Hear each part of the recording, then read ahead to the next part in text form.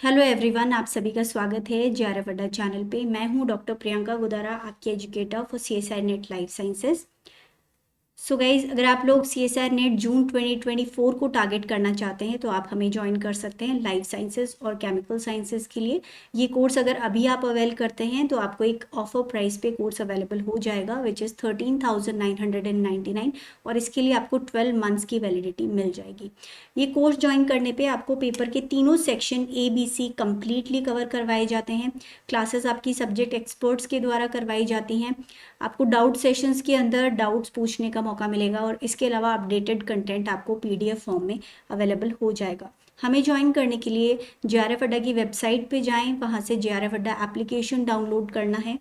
उसके बाद आपको चूज़ करना है अपना स्टडी ग्रुप, अपना कोर्स, और फिर आप अपना यहाँ एनरोलमेंट करवा सकते हैं। सो गाइज, कल हमने शुरू किया था मेंडेलियन जेनेटिक्स, जिसके अंदर फर्स्ट 2 लॉज हमने कल किए थे, law of dominance and law of segregation. आज हम पढ़ने वाले हैं law of independent assortment. So guys, first 2 laws के लिए हमने पढ़ा था मोनोहाइब्रिड क्रॉस, और जहां हमने सिर्फ एक ही ट्रेट का स्टडी किया था, जबकि जब हम डाई हाइब्रिड क्रॉस पढ़ते हैं, सो डाई हाइब्रिड क्रॉस के लिए आपको देखने होंगे 2 ट्रेट्स या 2 कैरेक्टर्स लेकर के आप साथ में चलेंगे। सो यहाँ पर हम 2 ट्रेट्स ले रहे हैं। जो सीड शेप है पी का, वो हम यहाँ लेके चल रहे हैं। सो येलो एंड राउंड जो प्लांट है, इसको हम क्रॉस करवाएंगे ग्रीन एंड रिंकल्ड के साथ में। सो ये कैसा है? Green and wrinkled. ओके, इन दोनों पेरेंट्स को क्रॉस करवा रहे हैं। सो ये हो गए पेरेंट्स। अब इससे बनेंगे गैमीट्स। सो गाइज, इस कंडीशन में गैमीट्स कौन कौन से बनेंगे एक बार देख लेते हैं। यहाँ पर क्योंकि ये प्योरली कैसे हैं, होमोजाइगस हैं, होमोजाइगस कंडीशन है, सो एक ही तरह के गैमीट्स यहाँ बनेंगे, sorry Y and R। Okay, और यहाँ पर बनेगा ये वाला। सो ये इनके गैमीट्स बन गए। जब इनका क्रॉस होगा तो बनेगी F1 जेनरेशन, जो कि होगी ओके। सो ये जो पूरी F1 जेनरेशन है, ये सारी की सारी ऑफस्प्रिंग कैसी बनेगी? Yellow and round. फिनोटिपिकली कैसी होगी? Yellow and round. बट यहाँ पर जो होमोजाइगस कंडीशन थी, अब यहाँ पे कैसी हो गई है? हीटेरोजाइगस हो गई है। ओके, क्योंकि इनके पास एक एक डोमिनेंट जीन प्रेजेंट है, इसी वजह से येलो एंड राउंड अपने आप को एक्सप्रेस करेंगे। और जो ग्रीन और रिंकल्ड है, वो दोनों कैसे हैं? रेसेसिव हैं, तो इनको जो डोमिनेंट वाले हैं वो मास्क कर देंगे।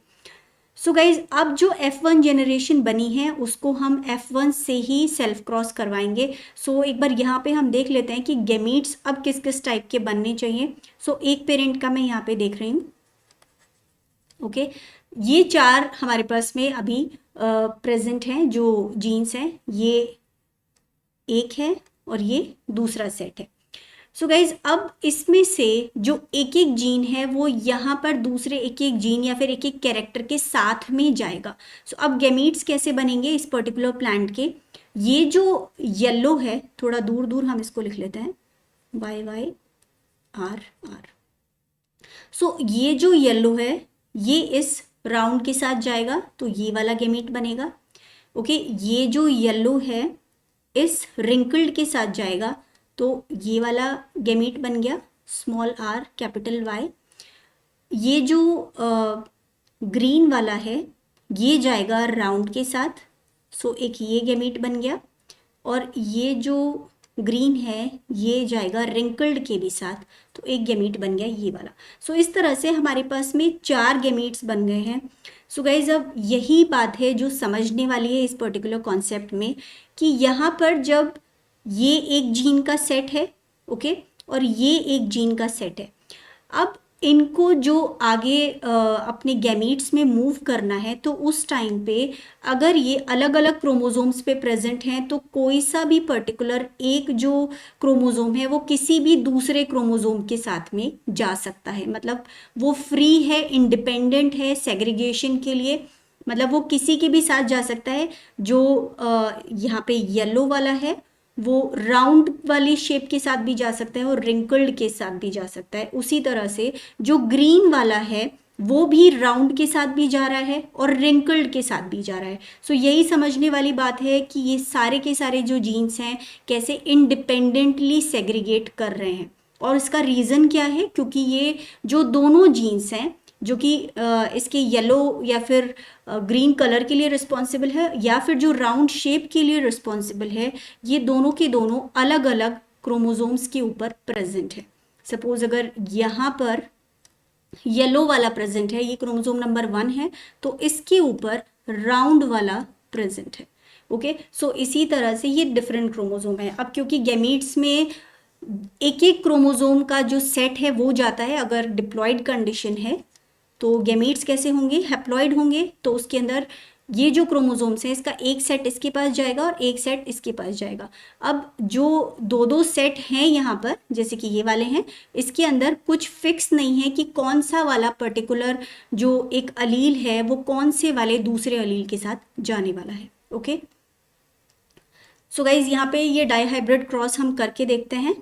सो हमारे पास 4 जो गैमीट्स बने थे उनको हम यहाँ लिख लेते हैं। सो यहाँ पर हमने F1 को F1 से वापस क्रॉस करवाना है। सो हमारे पास में जो ये वाला कॉम्बिनेशन था इसको इसी के साथ में हम वापस से क्रॉस करवाएंगे।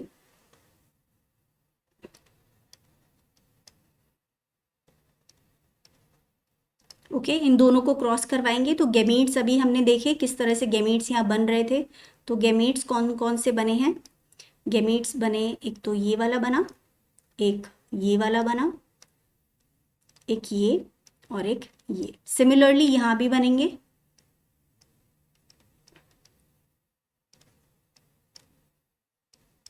ओके, सो इसको अगर हम एक टेबल में देखें इस तरह, यहाँ पे इसको देख लेते हैं। अब मैं इनको प्लेस करती हूँ पहले। ओके,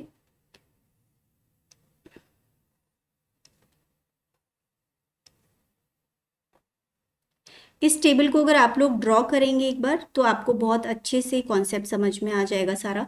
ओके, अब मैं यहाँ पे गैमीट्स को प्लेस कर रही हूँ। इस तरफ मैं रख रही हूँ मेल वाले और इस तरफ रख रही हूँ फीमेल वाले। सो यहाँ पे जो गैमीट्स आ गए वो ये आ गए। ओके, और इस तरफ मैं रख रही हूँ ये फीमेल वाले।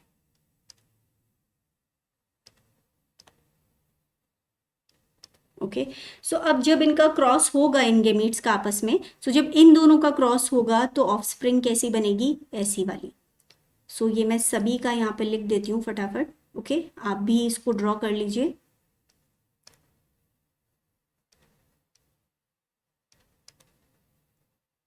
जब ये इसके साथ क्रॉस करेगा तो क्या बनेगा, देखिए,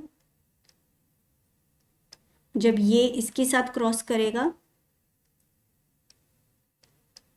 जब ये इसके साथ क्रॉस करेगा,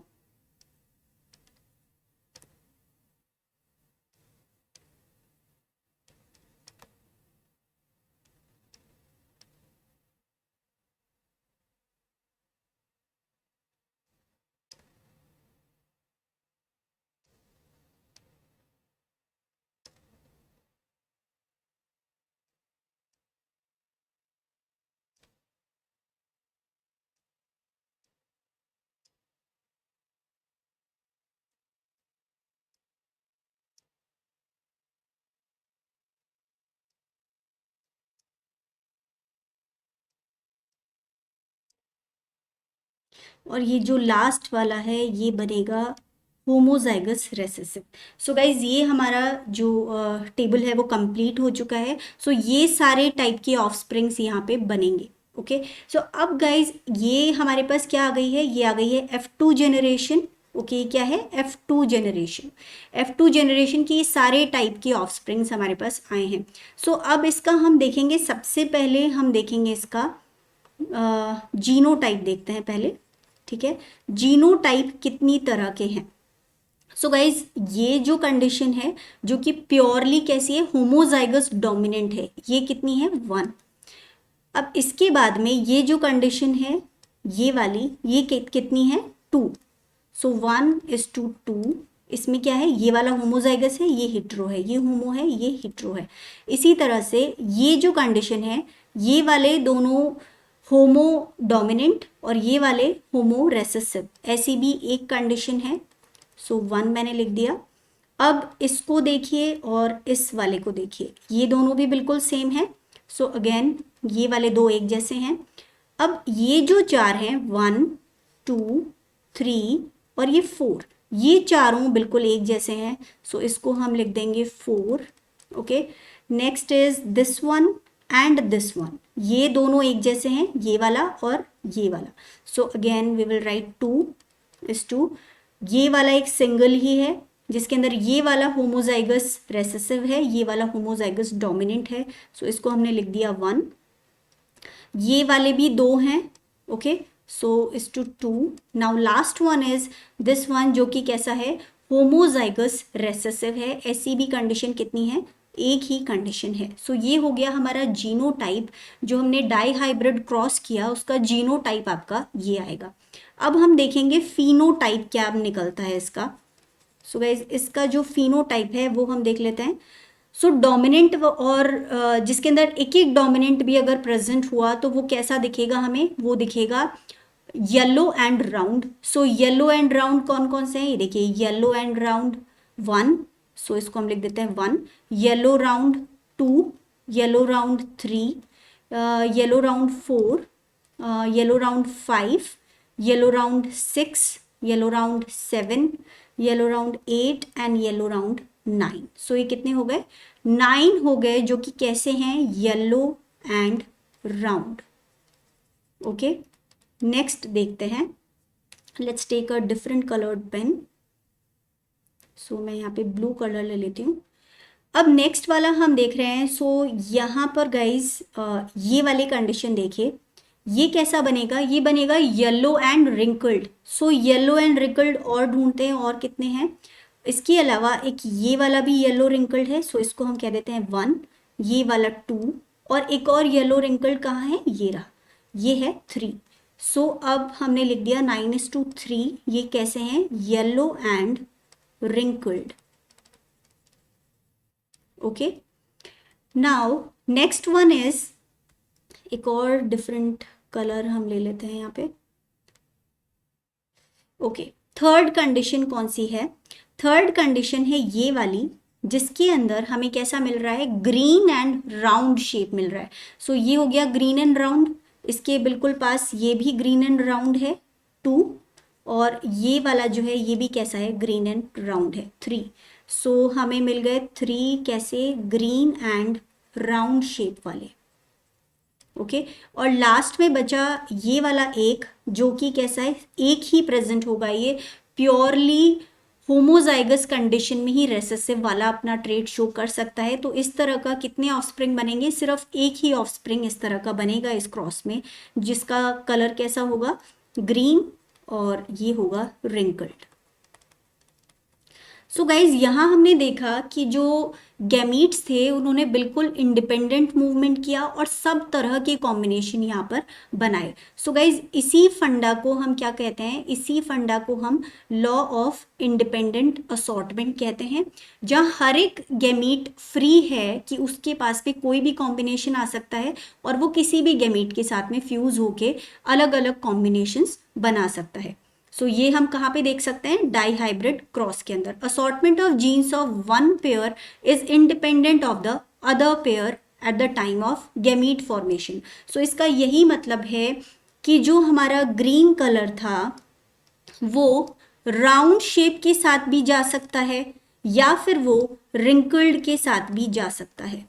उसी तरह से जो येलो कलर था वो भी किसके साथ जा सकता है, या तो राउंड के साथ भी जा सकता है या फिर वो रिंकल्ड के साथ भी जा सकता है। इसका मतलब क्या है कि इसमें कोई भी एक दूसरे के साथ में फिक्स्ड नहीं है कि ग्रीन के साथ राउंड ही जाएगा या फिर ग्रीन के साथ रिंकल्ड ही जाएगा। सो यही इंडिपेंडेंट असॉर्टमेंट है कि हर एक जो पर्टिकुलर क्रोमोजोम है वो दूसरे क्रोमोजोम से फ्री है। कोई सा भी जो एक सेट है वो एक गैमेट में जा सकता है और कोई सा भी दूसरा बाकी का सेट है वो दूसरे गैमेट में जा सकता है। सो गाइज ये वाली कंडीशन जो मेंडल की स्टडी में थी, ये किस वजह से थी, इसका जो सबसे बड़ा रीज़न है वो रीज़न क्या था, रीज़न ये था कि यहाँ पर जब मेंडल ने जिन भी कैरेक्टर्स को स्टडी किया वो सब के सब डिफरेंट क्रोमोसोम्स के ऊपर प्रेजेंट थे। जितने भी कैरेक्टर्स थे, डिफरेंट डिफरेंट कैरेक्टर्स, जो 7 कैरेक्टर्स मैंने आपको बताए थे, वो किसके ऊपर प्रेजेंट थे? डिफरेंट क्रोमोसोम्स के ऊपर प्रेजेंट थे। इसी वजह से गैमीट्स का जब फॉर्मेशन हो रहा था तो इंडिपेंडेंटली सेग्रीगेट कर रहे थे। मतलब कोई सा भी रेसेसिव या डोमिनेंट, उसका कोई फर्क नहीं पड़ता, कोई भी जो पर्टिकुलर क्रोमोसोम है वो किसी भी गैमीट में जा सकता है। बस इतना इंश्योर होता है कि एक जो सेट है, मतलब कि क्रोमोसोम अगर 2n कॉपीज हैं तो एक n कॉपी एक डॉटर सेल में जाएगी या गैमीट में जाएगी, बाकी की दूसरे वाले में जाएगी। सो ये वाली कंडीशन कब थी? अगर ये सपोज एक क्रोमोसोम है और इसके ऊपर कौन सा वाला जीन प्रेजेंट है, से इसके ऊपर आपका येलो वाला जो जीन है वो प्रेजेंट है। ये दूसरा वाला क्रोमोसोम है, इसके ऊपर कैसा? ग्रीन वाला प्रेजेंट है। यहाँ पर ये तीसरा है, इसके ऊपर कैसा जीन प्रेजेंट है? ये क्रोमोसोम नंबर से 1 है, दोनों 1 की 2 कॉपीज होंगी। ये वाला क्रोमोसोम नंबर 2 है जिसके ऊपर राउंड शेप वाला प्रेजेंट है, और एक ये कैसा है? ये रिंकल्ड वाला जीन प्रेजेंट है। अब इनमें से जब गैमीट बनेंगे तो ये, जैसे मैंने अभी गैमीट्स बताया था आपको, ये वाला कोई सा भी इनमें से किसी के साथ भी जा सकता है। सो ये कंडीशन सिर्फ वहाँ अप्लाई होती है जो जो कैरेक्टर्स अलग अलग क्रोमोसोम्स पे प्रेजेंट हैं, तभी ये हो सकता है। अब एक एग्जाम्पल हम यहाँ और लेके देख सकते हैं। सपोज मेरे पास में ये एक क्रोमोसोम है, ओके, और इसके ऊपर येलो वाला और राउंड वाला दोनों एक साथ ही प्रेजेंट है। सो क्या इस कंडीशन में अब ये जो येलो है और ये जो राउंड है, क्या ये अलग अलग मूव करेंगे? ऐसा बिल्कुल नहीं हो पाएगा। जहां जहां येलो जाएगा वहां वहां राउंड जाएगा। सो ये क्या हो गया? लिंकेज। और ये जो लिंकेज है ये क्या है? एक एक्सेप्शन है। इसका मतलब जो लॉ ऑफ इंडिपेंडेंट असॉर्टमेंट है, लॉ ऑफ इंडिपेंडेंट असॉर्टमेंट है, वो यूनिवर्सल नहीं है। ये कहाँ पर जाकर के फेल हो गया? ये वहां जाके फेल हो गया अगर दो जीन्स एक ही क्रोमोसोम के ऊपर प्रेजेंट है, तो उस कंडीशन में यहाँ पे इंडिपेंडेंटली असॉर्ट नहीं कर पाएंगे अब ये जीन्स। अब जब इनका मूवमेंट होगा तो जहां जहां येलो जाएगा वहीं पर ही राउंड जाएगा। ओके, सो सिमिलरली हम इसको अंडरस्टैंड कर सकते हैं कि लॉ ऑफ इंडिपेंडेंट असॉर्टमेंट जो है वो यूनिवर्सली एक्सेप्टेड नहीं है। तब तक आप उसको मान सकते हो जब तक कैरेक्टर्स डिफरेंट डिफरेंट क्रोमोसोम्स पे प्रेजेंट है। बट जहां पर लिंकेज की बात आ गई, लिंकेज का मतलब क्या होता है कि दो जो जीन्स एक ही क्रोमोसोम के ऊपर प्रेजेंट हैं वो इंडिपेंडेंटली असॉर्ट नहीं कर सकते, वो साथ साथ ही मूव करेंगे। इसी को हम लिंकेज कहते हैं। All right, so I hope ये अच्छे से आपको समझ में आ गया है law of independent assortment. So guys, अगर आपको हमारी क्लासेस पसंद आ रही हैं और अगर आप हमें ज्वाइन करना चाहें तो आप ज्वाइन कर सकते हैं। अभी ये कोर्स आपके लिए ऑफर प्राइस पे अवेलेबल है, विच इज़ 13,999, और इसके लिए आपको 12 मंथ्स की वैलिडिटी मिल जाएगी।